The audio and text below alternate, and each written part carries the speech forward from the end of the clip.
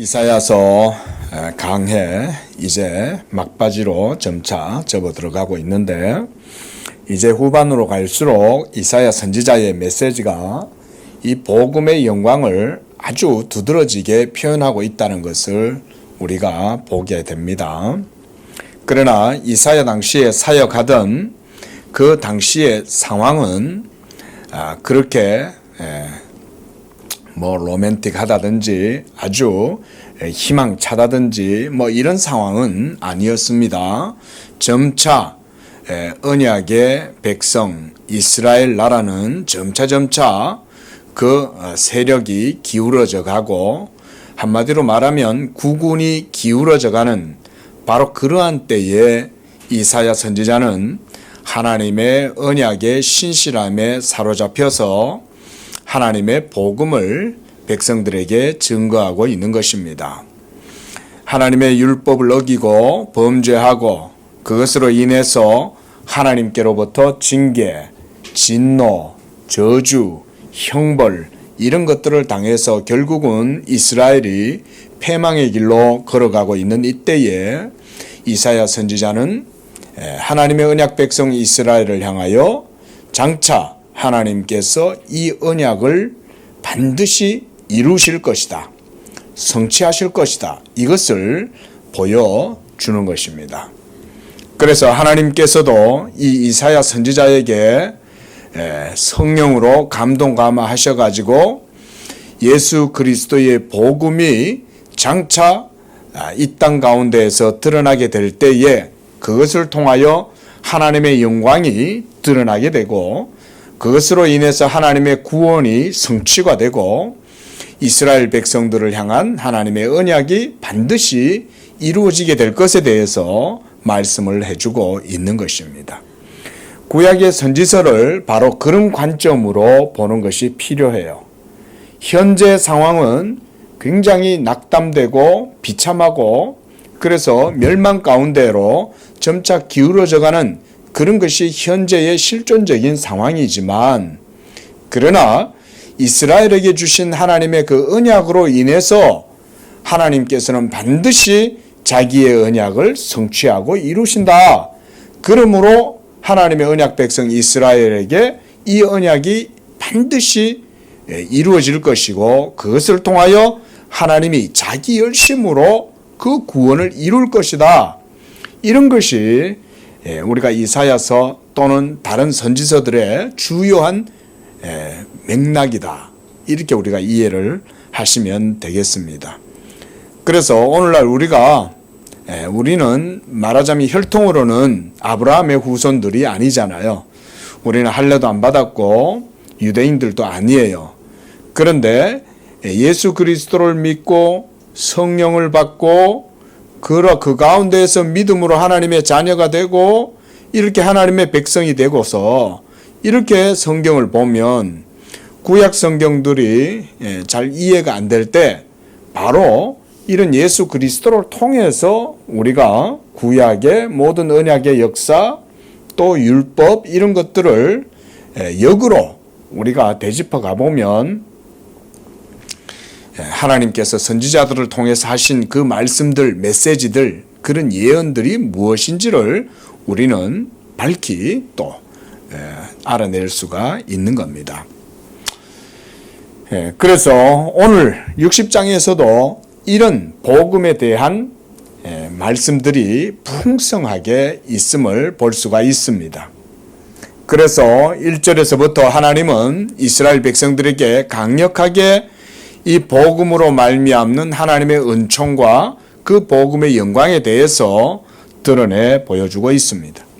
먼저 일어나라 라고 이렇게 말씀을 하시는 것은 주저앉아 있고 엎드러져 있고 아무 힘도 쓰지 못하고 이렇게 있는 그 백성들을 일으켜 세우시는 말씀인 거예요.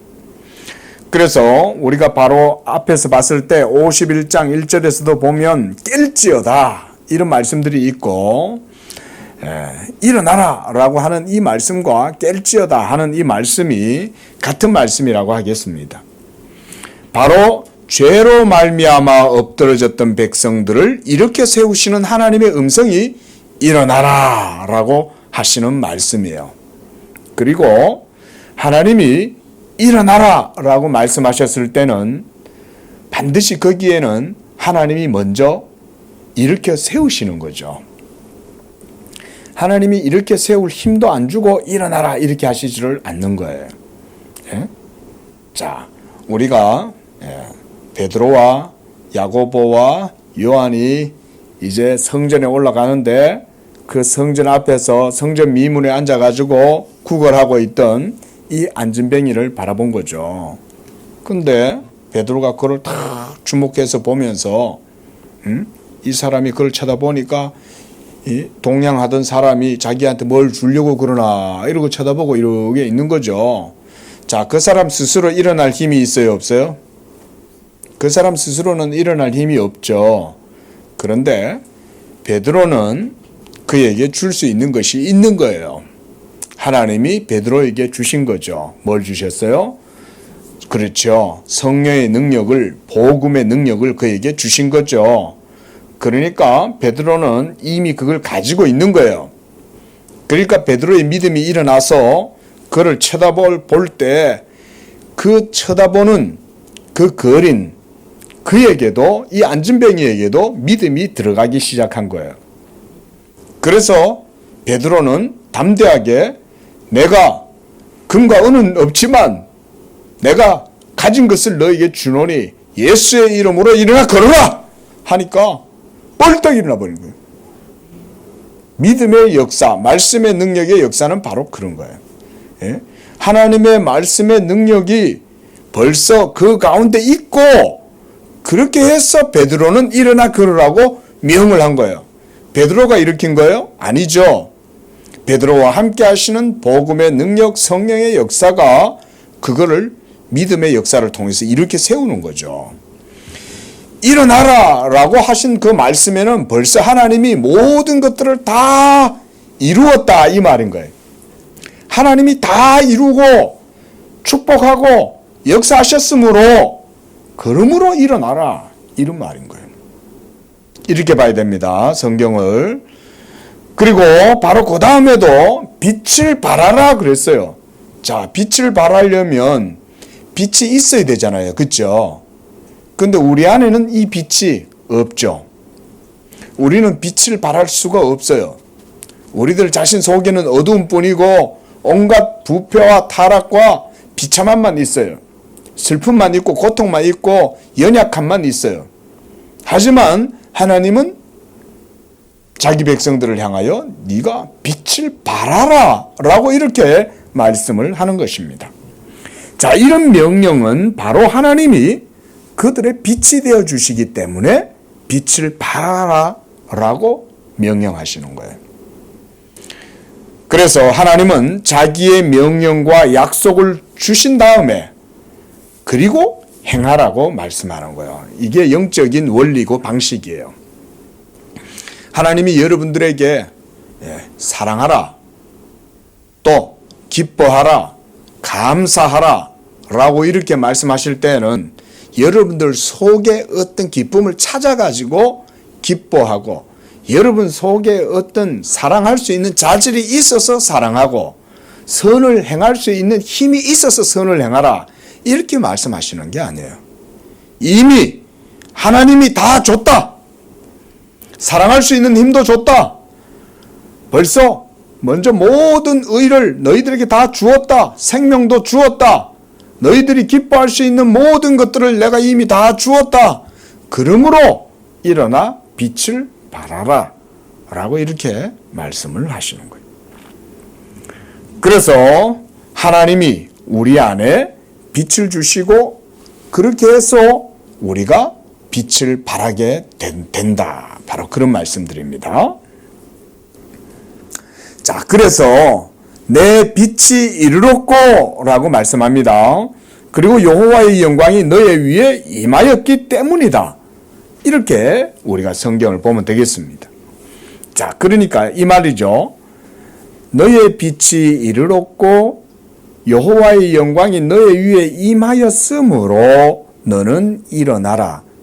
그리고 빛을 발하라. 이렇게 이제 보면 되는 거죠. 마태복음 4장 16절에서도 바로 이 빛에 대해서 말씀을 했습니다. 흑암에 앉은 백성이 큰 빛을 보았고 사망의 땅과 그늘에 앉은 자들이 빛이 비치도다. 이것도 이사야서의 말씀이잖아요.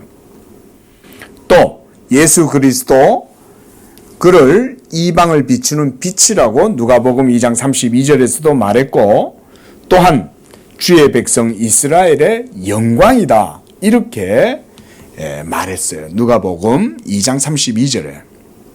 또 요한복음 1장 4절에서도 이 예수 그리스도를 사람들의 빛이라고 말씀했어요.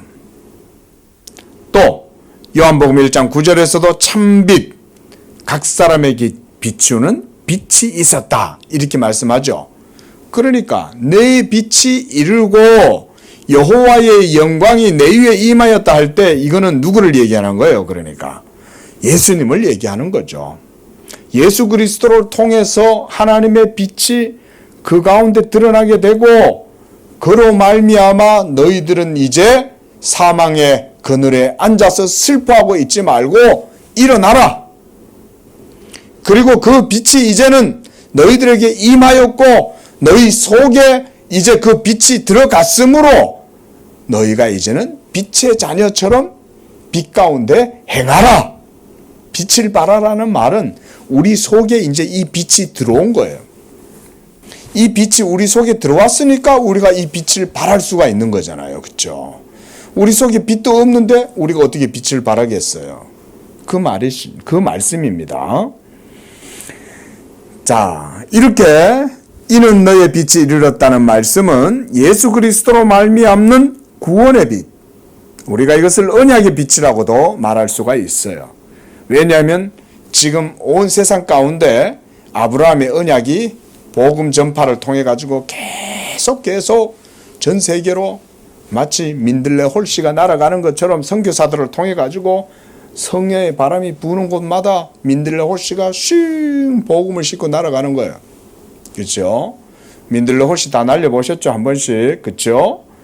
그 복음의 씨가 성령의 바람을 타고 마케도니아로도 날아가기도 하고 유럽으로 날아갔다가 다시 아메리카로 날아갔다가 다시 한반도로 날아오고, 이 한반도에서 또 민들레 홀씨가 또 씨가 또 맺혀가지고는 또 한반도에서부터 또 바람이 불어가지고 전 세계로 또 복음이 전파되고, 그래서 이 한국의 선교사들이 가는 곳마다 민들레 홀씨가 되어가지고 복음을 거기에서 심고, 선교사님들이, 저는 선교사님 얘기들 할 때마다 제가 은혜가 돼요. 제 자신이 마음에 감동이 돼요. 그분들은 너무 고통스러울 거예요. 제가 그 선교사님의 눈물을 봤거든요. 예? 근데 그런 선교사님들의 눈물은 사실은 선교사님들의 진통입니다. 진통. 하나님이 그 선교사님들을 사랑하셔가 거기다 두신 거예요. 진통하는 데다 던져 놓으신 거예요. 예? 바람이 휙 불어가지고 그 논바닥 높은 절벽 아래 있는 논바닥에 떨어져가지고 그러고 있을 때 하나님이 그것을 통해서 생명의 역사를 일으키시는 거죠. 우리나라에도 얼마나 많은 선교사님들이 와서 진통을 했습니까? 그렇죠? 저 양화진에 가면 선교사들 무덤이 있잖아요. 그분들 모두가 여기 와서 생명을 던지고 한 알의 민들레 홀씨가 된 거죠. 그 씨가 이 땅 가운데에서 자기가 죽어야 많은 열매를 맺잖아요. 그렇죠? 얼마나 많은 선교사들이 이 한반도에 와서 복음을 전했는지 모릅니다. 예? 이 작은 땅덩어리인데 하나님이 전 세계 선교사들을 이 한반도로 다 보낸 거잖아요. 영국에서, 미국에서, 독일에서, 온 나라에서 막 선교사들이 이어와가지고 네덜란드에서. 예? 한반도는 복받은 곳이에요. 예수 그리스도의 복음의 복이 얼마나 이 땅 가운데 하나님이 다 자기의 은총과 사랑을 베풀어 주시면 이와 같이 얼마나 많은 선교사들이 들어와서 성경을 번역하고, 또 벌써 선교사들 들어오기 전부터 벌써 성경이 막 번역이 되기도 하고, 이러면서 한국이 이런 은혜를 받은 거죠. 특별한 저는 그런 은총이 있다고 생각합니다. 우리나라가. 전 세계로 선교사를 이 작은 나라가 엄청나게 보내는 거잖아요. 그런 선교사를 보내려면 어떻게 해야 돼요? 우리나라가. 선교사들 그렇게 많이 보내려면 어떻게 해야 됩니까? 우리나라가. 돈을 많이 벌어야죠. 그렇죠? 나라가 경제적으로 성장 안 하면 선교사들 못 나가죠. 하나님이 그렇게 보는 거예요. 우리는. 이 나라가 세계의 경제 강국이 되어져 갔다. 이렇게 우리가 국뽕에 취해가지고 자랑할 게 아니라 하나님이 복음의 역사를 일으키셔가지고 그걸 통해가지고 전 세계로 복음 전하도록 하시기 위해서 그렇게 이 나라의 경제를 성장케 하셨다. 이렇게 보는 게 저는 맞다고 봐요. 오늘날 한류, BTS니 무슨 연예인 하는 애들이 나와가지고 외국 가서 노래 부르고 춤추고 그러면서 막 외국 사람들이 우리나라 문화나 우리나라 음식이라든가 이런 걸 그렇게 좋아한대잖아요. 에? 자, 그러면 그 모든 한류의 바람을 타고 갈 때 한국 선교사들이 가는 곳마다 어떻게 보면 후광을 입겠죠. 그렇죠? 선교사들이 가서 복음을 전할 때 한국 선교사다. 응? 벌써 하나님이 이렇게 선교사들을 지원하시는 거예요. 말하자면. 응? BTS가 유명해져 가지고 전 세계로 와서 그런다. 가만 생각해 보세요. 왜? 한번 그런 생각 해보셨어요? 예? 우리나라 20, 30년 전에만 해도 세계에서 무시받고 그러던 나라 아니에요? 근데 이 작은 나라를 하나님이 유명하게 해주시잖아요. 비록 물론 우리가 물질적으로 유명해진 것에 가치를 두는 건 아니에요. BTS니 그 외에 무슨 유명한 사람들이 외국 사람들이 그렇게 우리나라 사람들을 좋아가지고 기절할 지경으로 좋아한다고 그런다는데 한국이 이름이 올라갈수록 선교사들이 전하는 복음의 사역도 힘을 받겠죠. 하나님의 섭리는 우리가 그렇게 깊어서 잘 이해를 못하는 거예요. 왜 한국이 이렇게 잘 살게 되냐. 그런 생각을 해봐야 되는 거죠. 복음 때문에 그런 거예요. 복음 때문에. 아직은 하나님의 등대, 아직은 하나님의 촛대가 우리나라에 그래도 하나님이 붙들고 계시는 거예요. 예? 복음의 등불이 미약하지만 아슬아슬하지만은 아직은 복음의 빛이 한반도에 피어가지고 있는 거예요. 하나님의 빛이. 예수 그리스도 복음의 빛이 한반도에 이르렀던 거예요. 예? 그리고 이 빛이 이제는 선교사들을 통해서 온 세계로 지금 전파되고 있는 것입니다. 여호와의 영광이 너의 위에 임하였다는 이 말씀은 바로 예수 그리스도시라 그랬어요. 예수 그리스도는 누굽니까? 하나님의 아들이시잖아요. 그는 삼위일체 가운데 제2위이신 하나님의 실체시고, 그래서 성경은 예수 그리스도를 하나님의 영광의 본체시다 그랬고, 보이지 아니하시는 하나님의 형상이다 그랬어요. 예수 그리스도가. 그래서 네 위에 임했다는 말은 예수 그리스도 복음의 은총이 성육신하신 그 복음의 역사를 통해서 우리에게 구원의 은혜가 임했다는 말이에요. 그래서 예수 그리스도 그분은 바로 하나님의 영광을 드러내 보여주시는 중보자, 제2위 실체이신 거예요. 그래서 예수님도 이렇게 말씀하셨어요. 빌립이 나에게 아버지를 보여주옵소서라고 하니까 예수님 뭐라고 말씀하셨어요? 빌립아, 네가 나와 함께 이렇게 오랫동안 따라다니면서도 네가 나한테 아버지를 보여달라고 하느냐? 나를 본 자는 아버지를 보았거늘, 이렇게 말씀하시죠. 그 말은 뭐냐면 성육신하신 2000년 전에 우리와 동일한 몸을 입으시고 이 땅 가운데 오신 그 예수님은 하나님의 아들, 신적인 위격의 실체시다. 그래서 그 예수님을 보는 자는 바로 그를 보내신 아버지를 보는 것과 같다라고 말씀하시는 거예요. 그래서 우리가 요한복음 1장 14절에서 자, 말씀이 육신이 되어 우리 가운데 그하심에 우리가 그의 영광을 보니 아버지의 독생자의 영광이다라고 얘기하죠. 아버지의 독생자인 거예요. 하나님의 또 맞는 말이라도 예수님은 제2위이신 예수님은 성부 하나님의 위격의 영광을 그대로 보여주시는 분이시다. 그게 요한복음 1장 14절이죠. 그러니까 예수의 성육신의 영광을 바라보면 은혜와 진리가 충만하게 드러난다. 바로 이것이 너의 위에 여호와의 영광이 임하였다는 말이에요.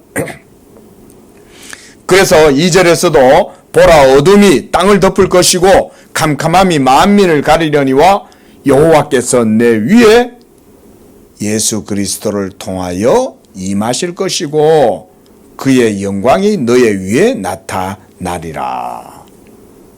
모든 육체가 여호와의 영광을 보리라 하시는 말씀하고 같죠. 예? 모든 육체가 그랬잖아요. 그러니까 우리가 물리적으로 피지컬한 예수님을 볼 수 있다 이 말인 거예요. 예수 그리스도께서 2000년 전에 성육신 하신 그 영광을 통하여 온 세상에 여호와의 영광이 나타나게 되었다. 3절에 그렇게 될 때 나라들은 네 빛으로 왕들은 비치는 너의 광명 가운데로 나오리라. 이게 바로 언약의 성취예요.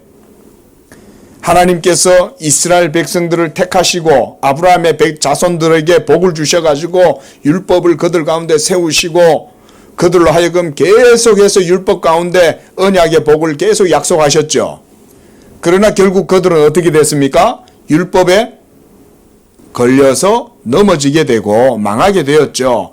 그러나 하나님은 그 넘어지고 실패한 이스라엘을 통해서도 자기의 언약의 신실하심을 거두지 아니하시고 세우신다. 그거를 도리어 드러내셨다. 그걸 드러내시면서 바로 그 이스라엘 가운데에 언약이 완성되고 성취됨으로써 이 언약의 빛이 그들 가운데에서 나올 수 있도록 해주신 거죠. 그게 바로 예수 그리스도의 복음이 그와 같은 하나님의 섭리, 역사를 통해서 역사 가운데 드러난 거예요.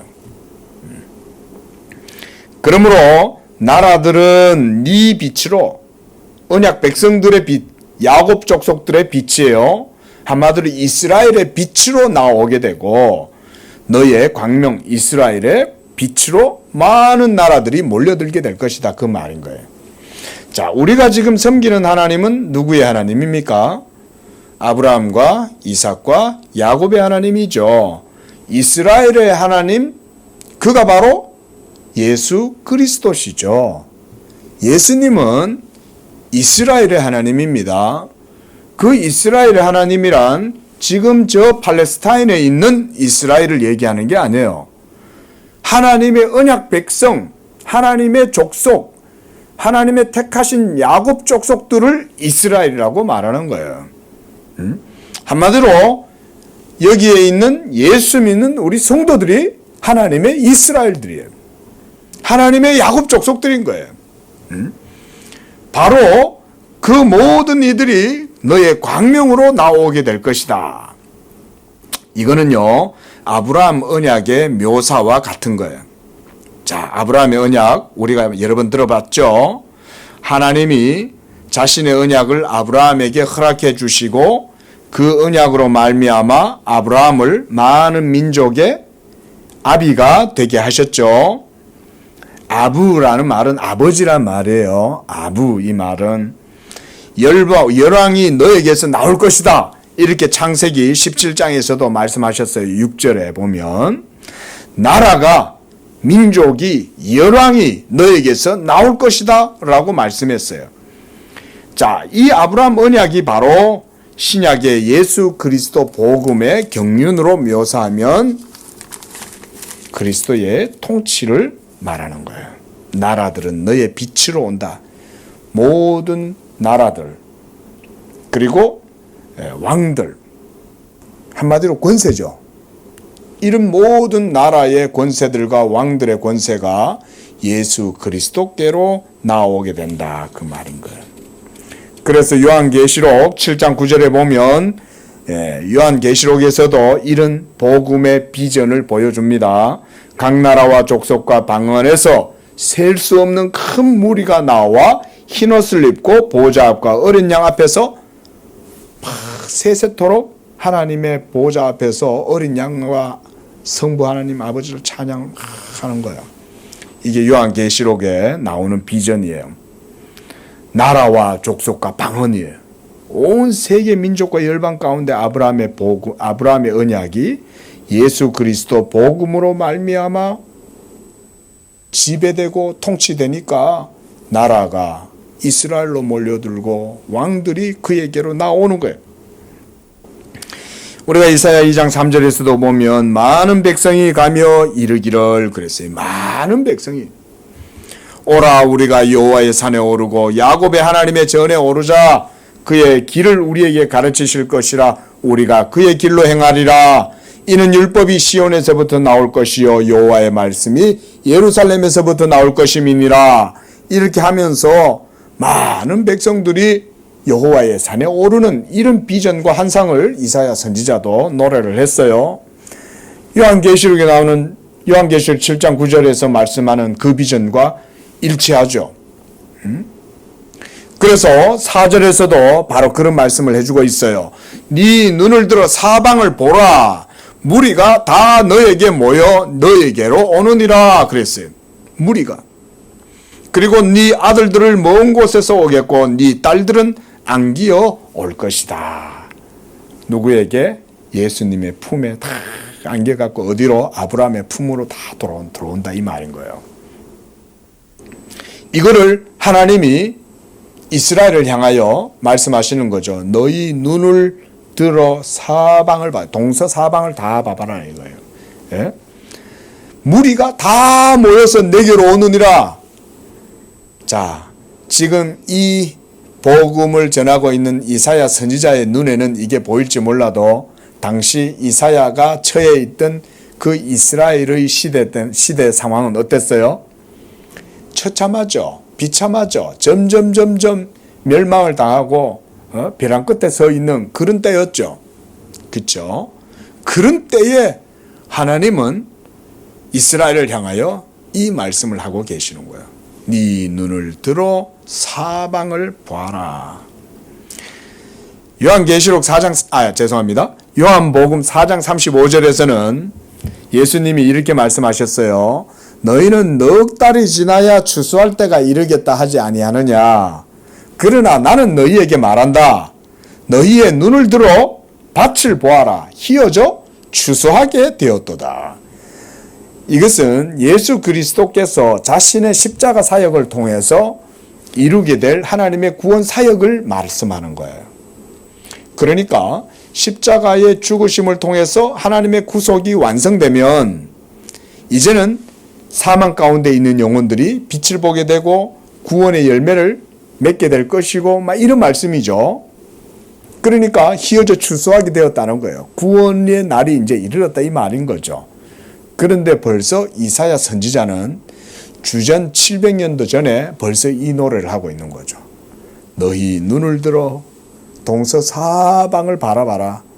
하나님의 언약 백성, 택한 백성, 야곱 족속들이 동서사방에서부터 다 몰려들 것이다. 너의 아들들이 먼 곳에서 오고 네 딸들이 안기어서 올 것이다. 이거는 1차적으로 바벨론 귀한, 포로 귀한을 의미한다고도 할 수는 있어요. 하지만 이사야 선지자는 오버랩돼서 본다 그랬죠. 그것만 보는 게 아니에요. 이제 70년 이후에 이스라엘이 멸망하고 난 이후에 70년 후에 그러니까 이사야 선지자 이후에는 한 100년이나 지나야 돼요. 100년 이후에 일어나게 될 그런 일들을 이사야 선지자가 바라봄과 함께 그보다 더 궁극적으로는 예수 그리스도의 때 그러니까 700년 후에 예수 그리스도로 말미암아 이루어지게 될 하나님의 구원을 하나님이 이사야를 통해서 보여주시는 거예요. 그래서 아브라함의 언약이 장차 온 세상 가운데 임하게 되면 많은 민족들과 족속들 가운데, 방언들 가운데 셀 수 없는 무리들이 예수 그리스도의 품으로 아브라함의 언약 가운데로 들어오게 된다, 이 말입니다. 여러분들이 바로 그 언약의 산실이잖아요. 우리가 이방인들이잖아요. 그렇죠? 이 한반도에 그 복음의 빛이 임했던 거예요. 응? 그래서 이 한반도가 지금 이와 같이 놀라운 하나님의 은혜 가운데에서 서잖아요. 얼마나 놀랍습니까? 우리나라 잃어버릴 위기가 몇 번 있었죠. 그렇죠? 복음이 전파되고 난 이후에 정말 이 나라가 운명이 정말 벼랑 끝에 서 있었잖아요. 이 한반도를 놔두고 청일전쟁, 러일전쟁 뭐 여기에서 얼마나 많은 막 강국들이 여기서 다 각축을 하고 그랬지 않습니까? 그런데도 하나님은 이 나라를 보존해 주신 거죠. 일본이 이긴 것 같지만 사실은 하나님의 섭리였던 거죠. 일본이 이 나라를 막 지배하고 억압하고 착취하고 막 이렇게 하는 것 같았지만 그건 하나님의 섭리였던 거죠. 그리고 또 전쟁이 일어나서 나라가 또 망하는 것 같았죠. 그러나 하나님이 딱 반으로 또 오겨놓고 반은 살려주시잖아요. 저 북한은 완전히 붉게 물들어가지고 완전히 지금도 저렇게 되어져 있지만 하나님이 이 한반도 남한에 하나님께서 자기 교회들을 여기다가 놔두잖아요. 보세요. 우리 지금 이제 노회도 보면은 우리 총회만 해도 280여 개인가 노회가 엄청 많습니다. 근데 그 가운데 보면 무지역 노회라고 있어요. 무지역 노회란 뭐냐면 지역에 해당 지역에는 그 노회가 있지 않고 그래서 서평양 노회, 동평양 노회, 평양이 여기 있어요? 여기 없잖아요. 그러니까 무지역 노회라고 그러는 거예요. 그러니까 이런 무지역 노회들이 이 남한에 와가지고 지금 있는 거예요. 재미있죠? 그렇죠? 지역이 여기 없는데 저곳에 교회가 세워질 수 없으니까 하나님이 전부 다 이렇게. 제가 예전에 이태원에 있을 때 그 이태원 교회 홍현종 목사님이 그 부친이 북한 분이셨어요. 함경도 분이신가 그래요. 이 참 교회에서 사역을 하다 보면 북한에서 오신 목사님들이 많습니다. 막 이렇게 북한 말들 많이 쓰셔요. 또 북한 분들이 보면 굉장히 또 성격이 경상도 사람보다 더 투박하고 더 이렇게 거칠고 이러신 것 같아요. 북한 쪽에 계시는 분들이. 근데 그런 분들이 그때 전쟁이 나가지고 전부 다 이남으로 내려와서 여기서 피난살이 하다가 여기서 정착하고 그러잖아요. 저 부산까지 내려가고 거제도까지 내려가가지고 그랬던 분들이 다 내려왔잖아요. 이 한반도가 그런 역사가 있었어도 하나님이 자기 교회를 전부 다 이쪽으로 다 이전시켜 놓은 거지. 그러니까 무지역 노예라는 것도 있는 거예요. 자, 하나님은 이와 같이 하신다. 자, 4절 말씀에서 그와 같이 하나님께서 눈을 들어 사방을 보라 그랬어요. 이런 하나님의 구원의 산실이 바로 양재교회에도 이루어지게 되는 겁니다. 자, 5절에 그때에 그랬어요. 그때는 예수 그리스도로 말미암아 복음의 경륜이 성취되어서 아브라함 언약이 온 세상 가운데 이루어지게 될 그때 이 말입니다. 그때는 그러니까 바벨론 포로기 때를 얘기하는 게 아니에요. 그보다 더 궁극적으로 예수 그리스도께서 구속을 십자가로 말미암아 성취하셨을 때 그때는 네가 보고 기쁜 빛을 내고 네 마음이 놀라고 화창하리니 바다의 부가 너에게로 돌아오고 이방 나라들의 재물이 너에게로 오기 때문이다. 이렇게 말씀했어요. 자, 먼저 네가 보고라고 했어요. 그렇죠? 예수 그리스도의 구속의 역사를 보고 이 말인 거예요. 복음을 듣고 보고 기쁜 빛을 내고 너의 마음이 놀란다는 말은 뭐냐면 경탄한다 이 말인 거예요. 원더풀 이런 말인 거예요. 놀란다는 말은 어찌 이런 일이 일어날 수 있냐 이 말인 거예요. 하나님의 구원의 역사가 놀랍다 이 말인 겁니다.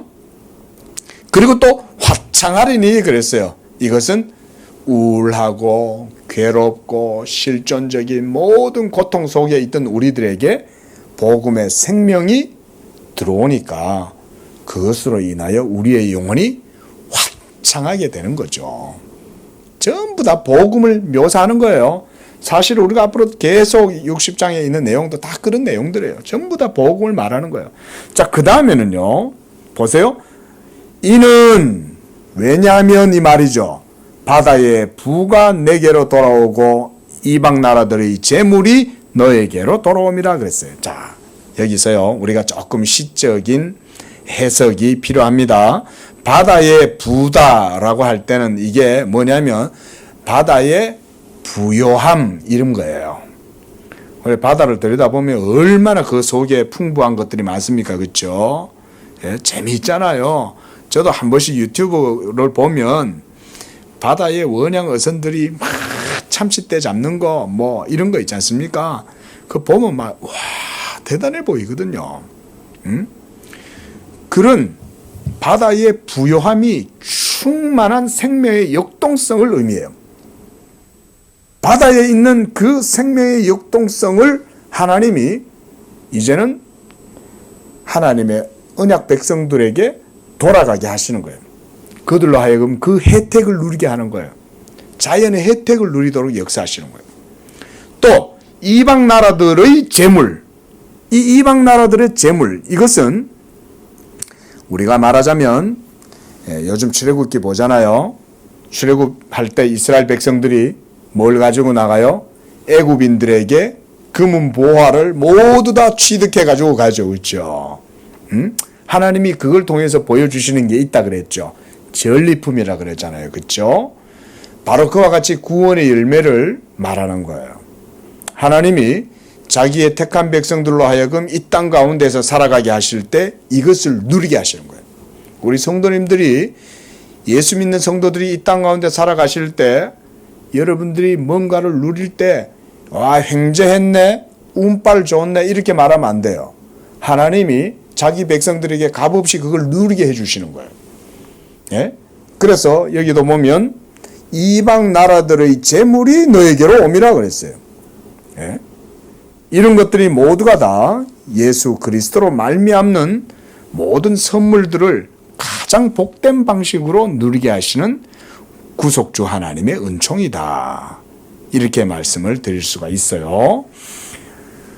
자, 그래서 조금 더 보면 재물이 온다는 말은 뭐냐면 영적인 가치가 육적인 것보다 더 귀하게 여겨진다. 이렇게 볼 수가 있어요.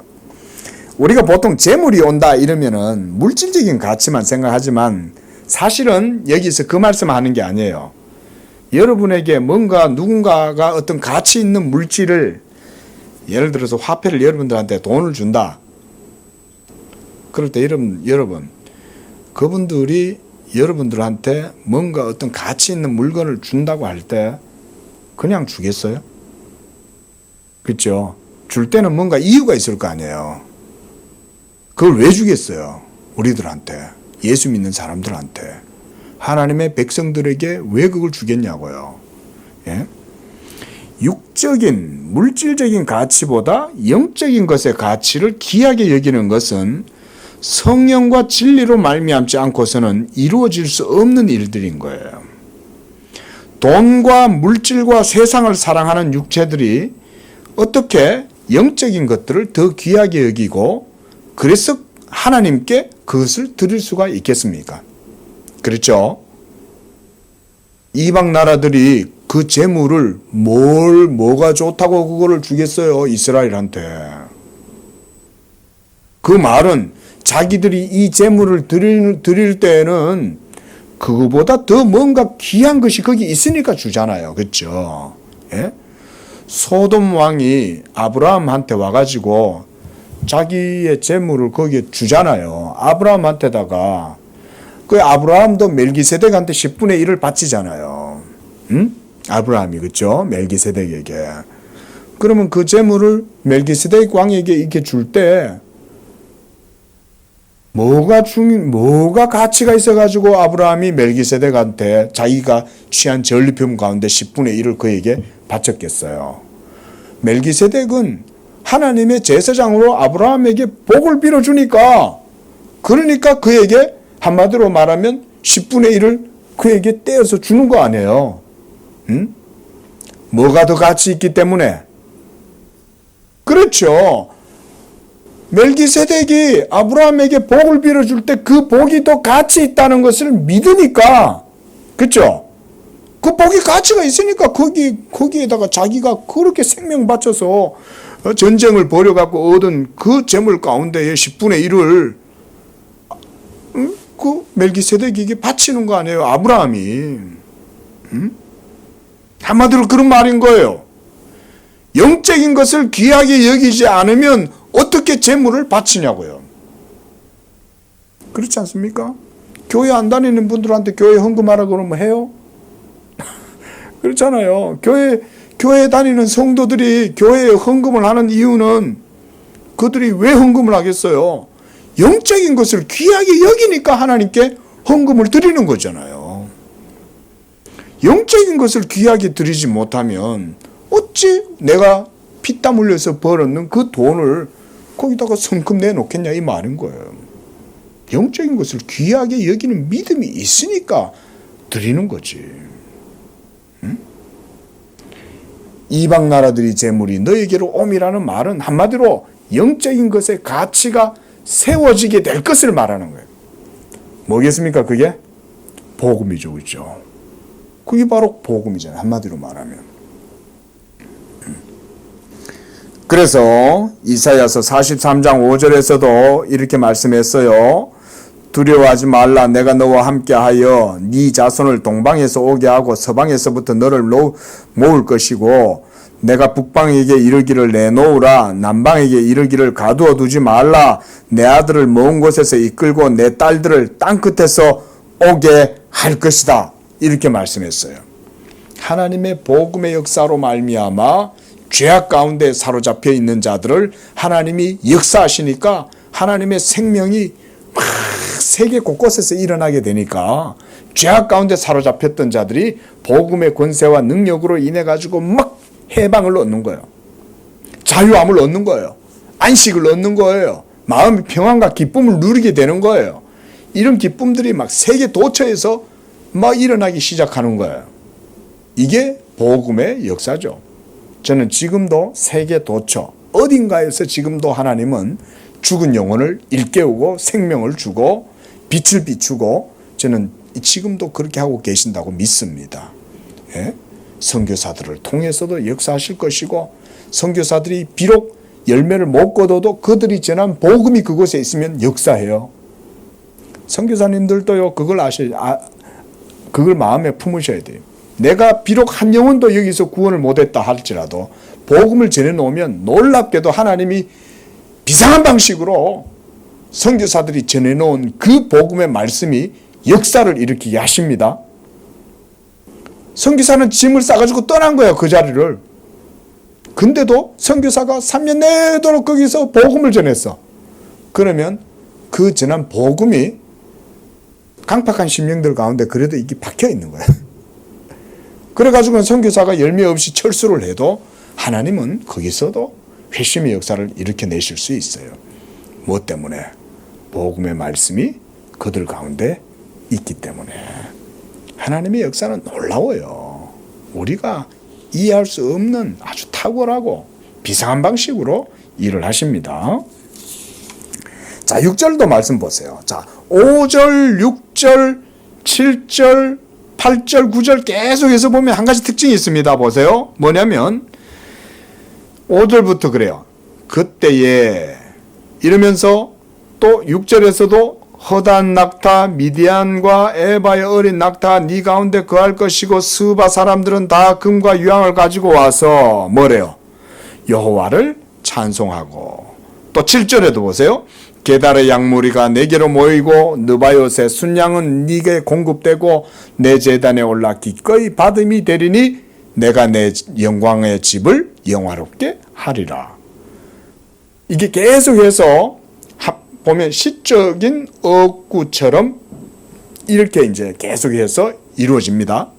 8절에서도 마찬가지예요. 저 구름같이 비둘기들이 그 보금자리로 날아가는 것 같이 날아오는 자들이 누구냐? 곧 섬들이 나를 앙망하고 하면서 쭉 하면서 그 마지막으로 가서 네 하나님 여호와의 이름에 드리려 하고 거룩한 이에게 드리려 하는 자들이라. 그들이 바로 이들이죠. 그래서 이는 내가 너를 영화롭게 하였음이라. 이렇게 말씀을 합니다. 계속 반복적인 어구들을 사용하는 거죠. 한마디로 이거는 이제 이사야 선지자의 특유의 레토릭이라고 할 수가 있어요. 이걸 통해서 선지자가 표현하는 게 뭡니까? 핵심은 여호와를 찬송하게 되고 또 하나님께서 이스라엘을 영화롭게 하실 것이고 이런 내용들이죠. 자, 이것을 우리가 이제 말씀을 드리고자 하는 거예요. 자, 이건 바로 뭐냐면 예배의 회복을 가리키는 거예요. 이스라엘 백성들의 무너진 모든 예배의 제단이 예수 그리스도로 말미암아 다시금 예배가 회복되게 되면 어떻게 되겠습니까? 6절 하반절처럼 여호와를 찬송하게 될 것이고 그 다음 7절 하반절에 내가 내 영광의 집을 영화롭게 할 것이고 또 9절 하반절에 내가 너를 영화롭게 할 것이고 이런 모든 것들은 다 예배의 회복을 말하는 겁니다. 그 다음 영화롭게 하리라 라고 했을 때 이 모든 것들은 다 예수 그리스도로 말미암는 영화로움이죠. 그래서 8절 하반절에 보면 날아오는 자들이 누구냐라고 할 때 그 날아오는 자들 바로 예수 그리스도 복음으로 말미암아 구속함을 입은 백성들 그들을 말하는 거예요. 그래서 9절에 보면 그들에 대해서 설명합니다. 나를 앙망하고 다시스의 배들이 이르되 먼 곳에서 네 자손과 그들의 은금을 아울러 싣고 와서 네 하나님 여호와의 이름에 드리려 하며 이스라엘의 거룩한 이에게 드리려 하는 자들이 바로 먼 곳에서부터 날아온 자들이다. 이들이 누구냐? 예수 믿는 하나님의 택한 백성들이다. 그 말이에요. 한마디로 이방인들을 얘기하는 겁니다. 우리가 바로 그런 사람들인 거예요. 이건 다른 사람 얘기하는 게 아니고 여러분을 얘기하는 거예요. 이게 이해되십니까? 성경을 이렇게 보는 거예요. 그래서 내가 너를 영화롭게 했기 때문에 그렇다. 자, 여기서 우리가 요한복음 12장 말씀 한번 좀 찾아보겠습니다. 요한복음 12장 28절 말씀 시작. 아버지여 아버지의 이름을 영광스럽게 하옵소서 하시니 이에 하늘에서 소리가 나서 이르되 내가 이미 영광스럽게 하였고 또다시 영광스럽게 하리라. 자, 이것은 아들과 아버지 사이에 이루어지는 대화죠. 아들은 아버지를 영화롭게 하기 위해서 이 세상에 오셨죠. 그렇죠? 그런데 아버지께서 영광을 받으시는 방식은 뭐냐면 자기의 아들이 영광을 얻을 때에 아버지가 영광을 얻으시는 거예요. 그렇기 때문에 이렇게 말씀하시는 거예요. 내가 이미 영광스럽게 하였고 또다시 영광스럽게 하리라. 누구를? 예수 그리스도로 말미암아 하나님 자신이 그렇게 영광을 얻으실 것에 대해서 말씀했어요. 자, 또 한번 찾아봅니다. 요한복음 17장 1절. 자, 하반절 시작. 아버지여 때가 이르렀사오니 아들을 영화롭게 하사 아들로 아버지를 영화롭게 하게 하옵소서. 자, 예수님이 영화롭게 되면 아버지가 영화롭게 되는 거예요. 저는 이걸 우리 양재교회 사역의 모토이기도 하고 방식이라고도 생각해요. 예? 우리가 그리스도의 복음을 복음되게 하면 누가 먼저 영광을 받으시겠어요? 그리스도의 영광이 드러나게 되겠죠? 그리스도의 영광이 드러나게 되면 누가 영광을 입으시는 거예요? 아버지가 영광을 받으시는 거예요. 이게 신약교회의 사역의 저는 원리라고도 생각을 해요. 복음을 영화롭게 하면 예수가 영화롭게 되는 것이요, 예수가 영화롭게 되면 아버지가 영광을 입는 거예요. 이것 때문에 예수님이 아버지여 아들을 영화롭게 하사라고 말하는 거예요. 아버지께서 아들을 영화롭게 해주셔야 돼요. 그래야 아들이 영화롭게 됨과 함께 아버지도 영광을 얻으시는 거예요. 자, 그 다음에 17장 5절 말씀도 보세요. 시작. 아버지여 창세전에 내가 아버지와 함께 가졌던 영화로서 지금도 아버지와 함께 나를 영화롭게 하옵소서. 이게 예수님의 기도예요. 예수님이 자기의 영광을 위해서 기도하는 게 아니죠. 왜냐하면 제2위격이신 하나님의 본체이신 예수 그리스도가 영광을 받으시면 성부 하나님이 영광을 받으시기 때문에 그 진리의 방식을 보여주는 거예요. 자, 여러분 보세요. 이스라엘이 점차 패망해져 가는 그런 상황 속에 하나님이 놀라운 방식으로 복음을 이사야를 통해서 드러내시잖아요. 그리고 그 정점이 예수 그리스도의 성육신에서 드러나죠. 이런 게 이제 신학이에요. 이런 게 예수 그리스도의 성육신이 이루어지고 여호와의 영광이 드러나고 이방이 빛을 보게 되고, 그렇게 해서 그리스도께서 십자가에서 자기를 하나님께 자기의 몸을 화목제물로 드리실 때에 그것을 통해서 하나님이 영화롭게 되는 거예요. 이걸 누가 세상에 이해하겠어요? 십자가는 사망이고 저주고 형벌이라고 생각하고 부끄러움과 수치라고 생각을 하잖아요. 그런데 하나님이 자기의 아들을 십자가에 못 박아 죽게 하심으로 하나님 아버지가 영광을 얻으시도록 역사하시는 거예요. 복음의 꽃이죠, 이게. 십자가에서 예수께서 이 하나님 영광의 꽃을 피우시는 거예요. 이거를 세상은 절대 이해를 못하는 거예요. 하나님의 놀라운 방식이죠. 그래서 10절에도 보면 내가 노하여 너를 쳤으나 그랬어요. 하지만 나의 은혜로 너를 불쌍히 여겼은즉 이방인들이 네 성벽을 쌓을 것이고 왕들이 너를 섬길 것이고. 모두가 다 이게 복음의 권세를 얘기하는 거예요.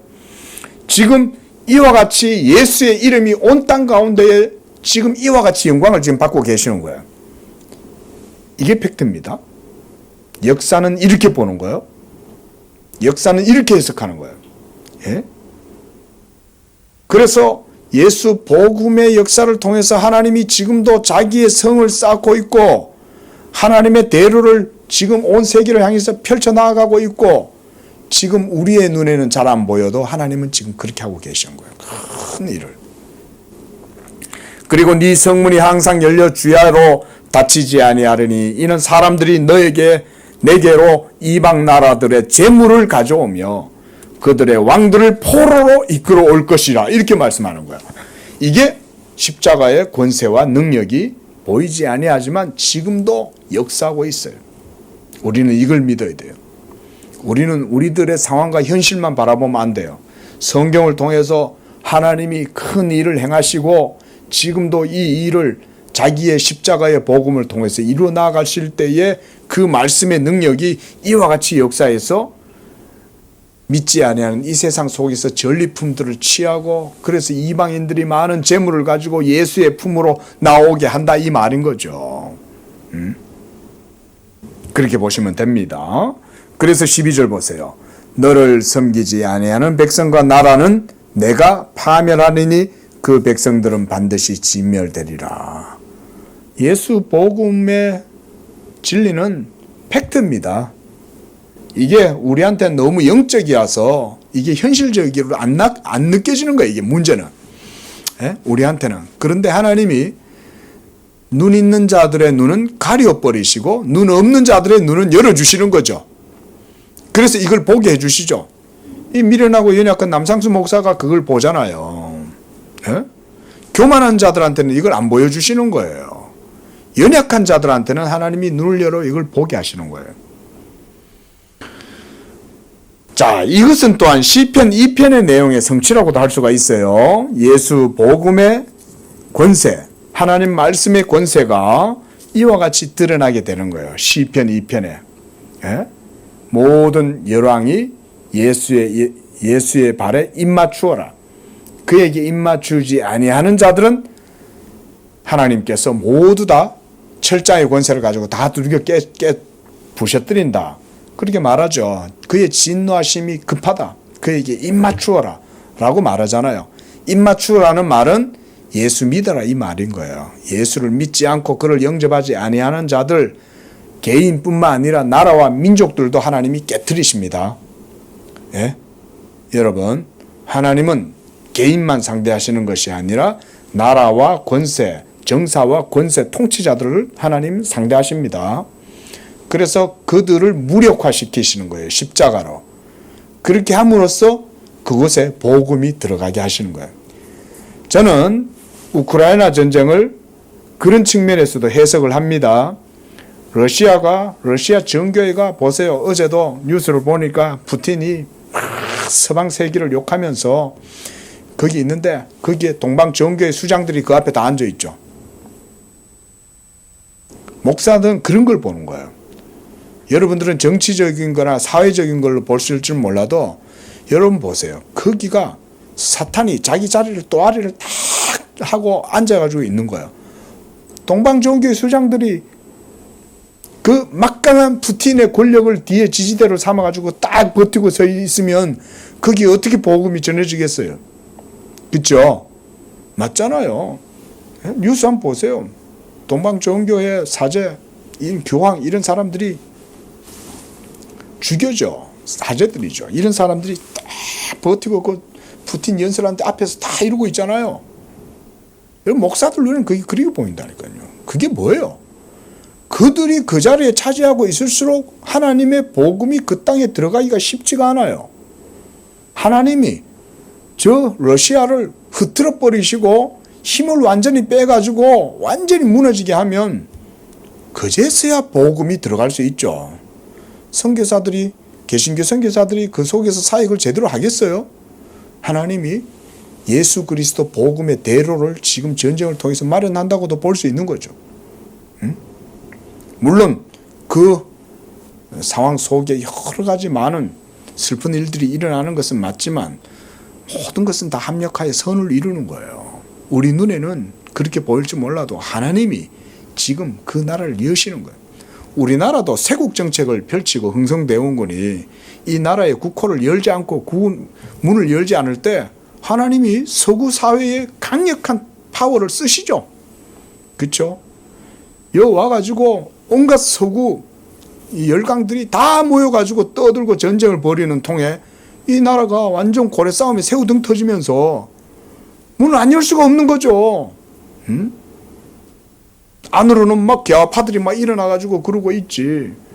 그러는 과정 속에서 결국 복음이 들어왔잖아요. 복음이 자리 잡는다는 것은 엄청난 진동이 있어야 돼요. 하나님이 확 기 흔들어 놓으시는 거예요. 그래야 복음이 들어가는 거예요. 자, 이런 얘기들이 모두 이런 의미들 속에 있습니다. 그리고 13절에서도 간단하게 보겠습니다. 내 거룩한 곳을 아름답게 하고 내가 나의 발둘 곳을 영화롭게 할 것이다. 계속 이 레토릭이에요. 수사법입니다. 14절에서도 또 하반절에 너를 일컬어 여호와의 성읍이라 이스라엘의 거룩한 이의 시온이라 하리라. 또 15절에도 하반절에 이제는 내가 너를 영원한 아름다움과 대대의 기쁨이 되리니 그랬고, 또 16절에 나 여호와가 네 구원자 네 구속자 야곱의 전능자인 줄 알리라. 또 17절에도 화평을 세워 관원으로 삼고 공의로 감독으로 삼으리니. 18절에서도 네가 내 성벽을 구원이라 내 성문을 찬송이라 부를 것이라. 계속해서 반복적인 대조를 보여주죠. 그죠? 앞에서 현실적인 상황들을 얘기하고 뒤에서는 그 상황을 극복하고 하나님의 구원 역사가 이루어지게 될 것을 이렇게 반복적으로 계속 보여주는 거예요. 그래서 19절과 이제 22절까지는 결론이라고 할 수가 있습니다. 다시는 낮의 해가 네 빛이 되지 않고 달도 너에게 빛이 되지 아니하고 여호와가 너의 영원한 빛이 된다. 너의 영광이 될 것이다. 예수 그리스도가 바로 우리의 빛이죠. 예수 그리스도가 바로 우리에게 하나님의 영광이시죠. 그렇죠? 예? 모두 다 예수 복음을 얘기하고 있는 거예요. 예. 그래서 20절에도 하반절에 여호와가 너의 영원한 빛이 될 것이다. 예. 예수께서는 우리들의 빛이잖아요. 예? 성육신하신 예수 그리스도를 통해서 이 빛이 우리에게 임하게 된 거예요. 21절에도 그와 같이 네 백성이 다 의롭게 되어 영원한 땅을 차지한다. 어떻게? 믿음으로. 영원한 땅을 차지한다는 말은 기업을 얻는다는 말이잖아요. 이런 게 복음의 기업 사상이에요. 그 말씀이 성도에게 기업이 있게 하시리라 그랬잖아요. 네, 바로 이런 내용입니다.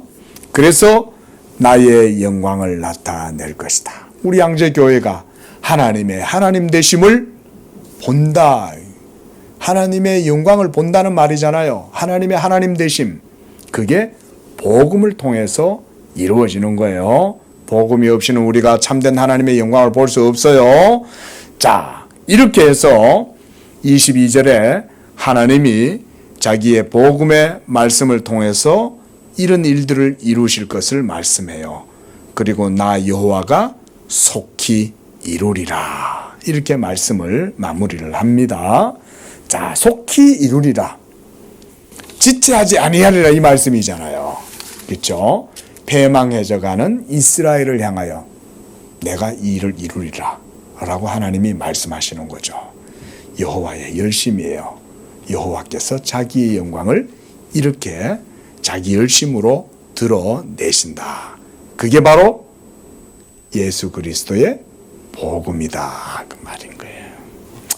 기도하겠습니다. 자비하신 주 하나님 아버지, 우리에게 예수 그리스도 복음을 베풀어 주시고 이 복음을 통해서 우리가 하나님의 하시는 일을 보게 하시고 하나님의 영광을 인식하게 하시고 그것을 통해서 우리 주 예수 그리스도를 우리가 영광되게 하고 아들의 영화로우심으로 말미암아 또한 아버지가 영광을 얻으시게 하시는 이런 하나님의 자기 열심을 보게 하십니다.